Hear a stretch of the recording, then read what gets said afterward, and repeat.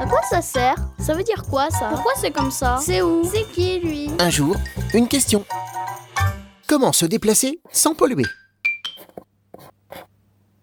Aujourd'hui, dans les grandes villes, plus de 6 déplacements sur 10 se font en voiture. Ça bouchonne et ça klaxonne. Or, une voiture rejette 4 fois plus de CO2 qu'un bus, dans l'air que nous respirons. Et là, ça tout saute. Faut-il alors continuer à privilégier l'usage de la voiture? Pas sûr, quand on sait que le vélo est le mode de déplacement le plus rapide dans les grandes villes, avec 15 km/h en moyenne contre 14 km/h pour la voiture. Et 9 trajets pour l'école sur 10 ne font pas plus de 1 km, soit seulement 10 minutes à pied. Marche, roller, vélo, autant de modes de déplacement qui ne dégagent pas de CO2, sauf un tout petit peu de sueur. Avec le principe du pédibus, par exemple, les élèves se rendent à pied de leur domicile à leur école, encadrés par des adultes.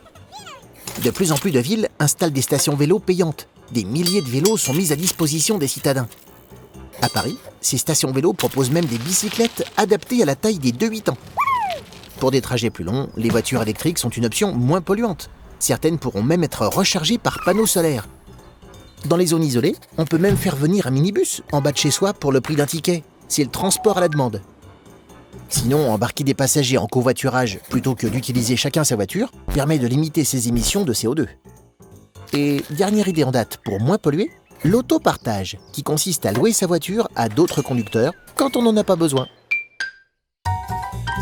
Tu te poses des questions? Nous, on y répond.